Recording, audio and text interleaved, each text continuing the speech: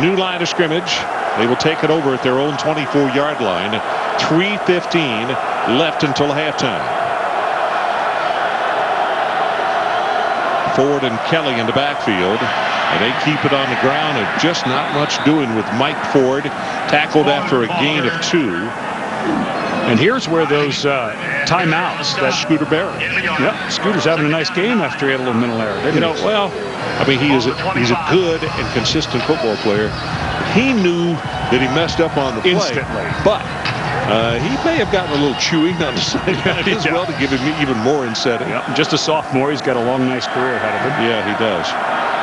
He started last year as a freshman.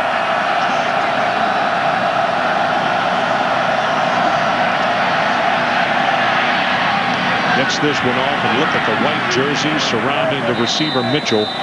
He'll pick up 5 yards, but it's 3rd down, and they have to take it to the 34-yard line or give it back to the Mountaineers with 2:28 showing on the clock. And this is where West Virginia, the clock is going to start here as soon as they set the ball ready for play. And I don't think they should do it here. But if they can get a stop here and it's 4th down, I think they should use one of their 3 timeouts before the punt. And for South Florida, remember they wasted those 2 timeouts. So if they get the 1st down, they're going to have to get into a nice hurry up here for the rest of this drive.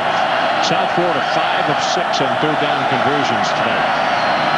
Grothy throws it complete, and that is just enough for the 1st down. Gain of 6 by Edwards, and they'll move the sticks. That's an example of not cutting the route off too short. He ran it perfectly. No, but, you know, Jack gave the report about Matt Grothy and how excited he was to play in cold and snow. Well, that's showing up because this ball is a bullet. He throws it down and away so that he knows the defender cannot get there. And that was an excellent job of cradling the ball by Edwards. Ooh, what a hit. Jamar Taylor ran through an opening on the left side, and then all of a sudden it closed up immediately. And that was Allen. Francho Allen making the tackle. Kind of surprised that South Florida, they're not in a hurry up. With 1 timeout, I don't see why they would be taking this much time and calling running plays. This seems to be very counterproductive. Ben Williams, a lone setback this time. Grothy throws the ball.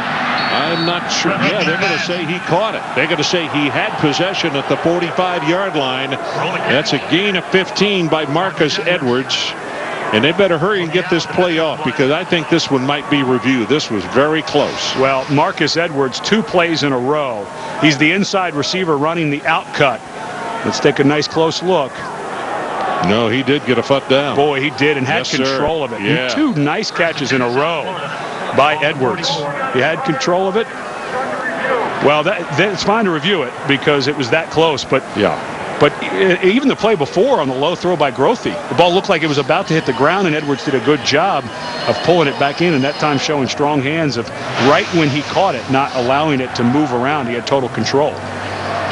Well, as they review it, the ball, if it stands as the call went, it will be 1st down at the 44-yard line. We have 69 seconds left on the clock, and we might need to start looking at the distances that the field goal kicker.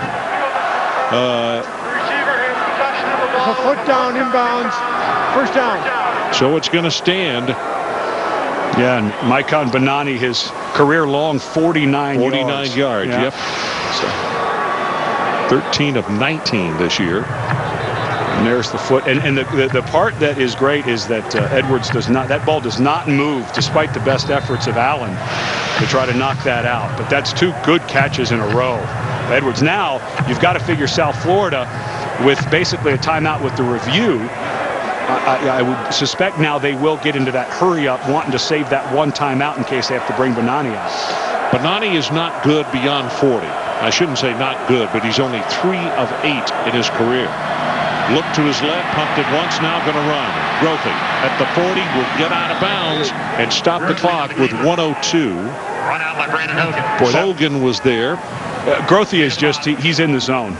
They had a wide receiver screen set up to the left. He also had a throw that he was looking for deep to the left. All of them were covered. He brought it down and instantly found the sidelines, knowing he only has one timeout. Grothy's playing at a very high level right now. So the ball is just inside the 40-yard line. Straight ahead with the running play. That's a gain of about 10 yards on the play by Ben Williams, tackled by Slavonic.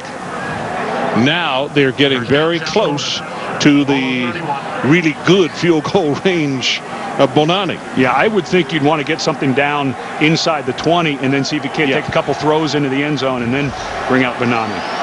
45 seconds left until halftime. Grothy steps up and throws it complete at the 17-yard line. Mitchell then forced out of bounds at the 15. So it's a gain of 16 on the play. They've got exactly the setup you were talking about, Ed. Clock will stop because of where we are in the ball game. We're tied at 7 and South Florida trying to go in with a lead at halftime. Now, with that timeout, you can still try stuff. You can still try a draw. You can still throw something short of the sticks, short of the end zone. But you just have to be aware of that if you're going to hurry up. You don't want to eat too much more of this clock because I think you can get 4, maybe 5 more shots before you have to try it. Well, Grothy just called a timeout, and we'll take it with him. That's got to be the final timeout for South Florida. Tied at 7. We'll be right back.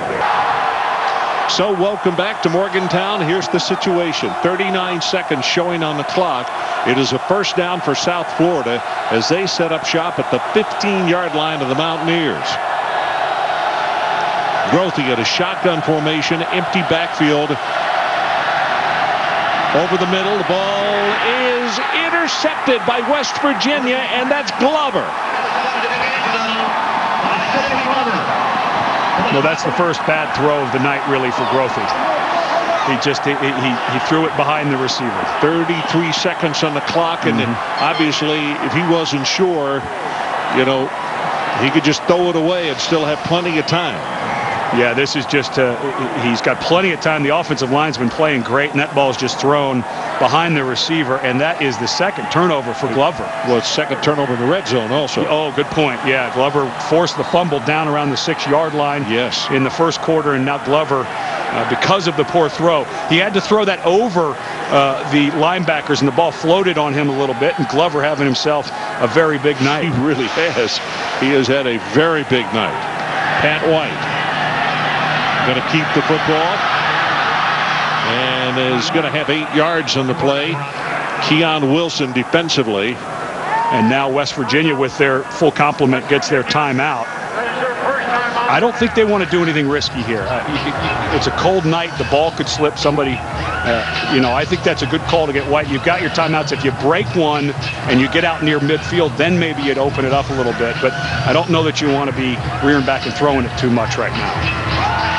I had a lot of concern. I looked at the field, and the linemen were trying to reset, and one of the linemen, Pat, was still on the ground, and Pat White almost got stepped on by one of his linemen who was stepping over his quarterback, and then they realized it was a timeout call. There's a comparison on the night between Grothy and White. 12 of 17, 132 yards. 1 interception, and he's got 36 rushing yards, does Grothy. And for White, 8 of 11, 61 yards, 1 touchdown, and 7 rushing yards. And it's a cliche, but what do coaches always talk about? Turnovers. Yeah, I mean, that's the first thing out of their mouth anytime, and South Florida in their red zone with 2 of them so far.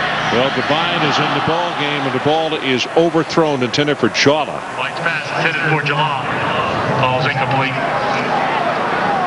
And now I think in 3rd and short for West Virginia, maybe some type of draw or screen to Noel Devine. Get the first and then see if you can't get into a hurry. And look at this secondary of South Florida. They're moving up a little bit, but they were in playing center field there just a moment ago. 2 of 6 on 3rd down conversions tonight. And here's Devine, and Noel tries to turn the corner, and he does. And you got to be careful because he can score in a heartbeat now. 15 ticks left on the clock. That's good for 15 yards. Excellent job by Devine. He goes to bounce this outside, and this is just sheer speed because this is defended. The defensive end is right there. The outside linebacker, Tyrone McKenzie, is there to make the play, but he just flat out runs him and then does a good job to get out of bounds and stop the clock.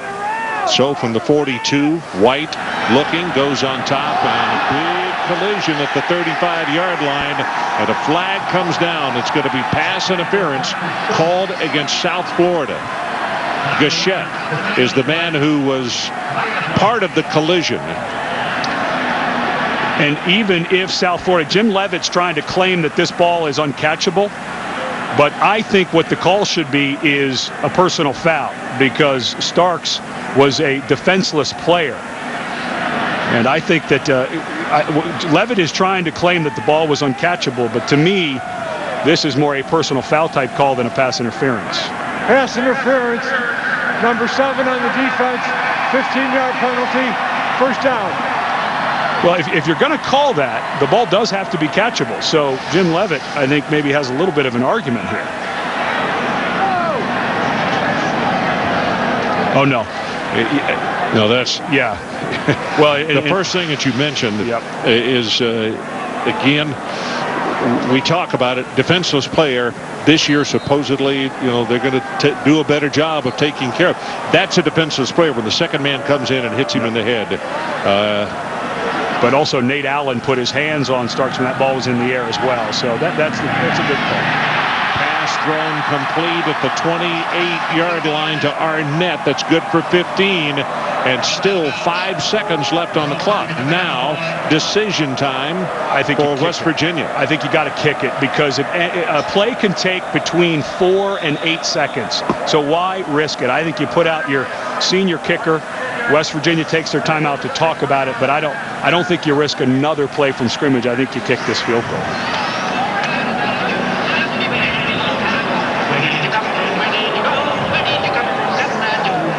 Well, when we talked to the head coach yesterday, we asked him about Pat McAfee, and by the way, he said he'd had more fights with Pat since he's been here than his wife. Pat is an opinionated young man. There is no two ways about that. He didn't mean fights, but disagreements. Yes. But we asked him, how much confidence do you have in him? And he said, I've got confidence in Pat McAfee from anywhere between, even 55 to 57 yards. Yeah. McAfee is out there working this turf. Remember the report that Jack gave us that a lot of the snow has worked its way down to the turf. McAfee ran up there right away to clear off a spot. 45 yards is what this is going to be, Ed. A 45-yard attempt from the far hash mark. High pass, good job by the holder. It's got a ton of distance, and it's got a ton of accuracy. McAfee, who, by the way, told us yesterday at lunch, he has never, as long as he's been a kicker, had the opportunity to kick a game winner as the clock is going out. Yeah, and as a senior, he's West Virginia's all-time leading scorer, and that doesn't quite count as the end of a game, but pretty good end of a half. Let's go down to the sideline. Jack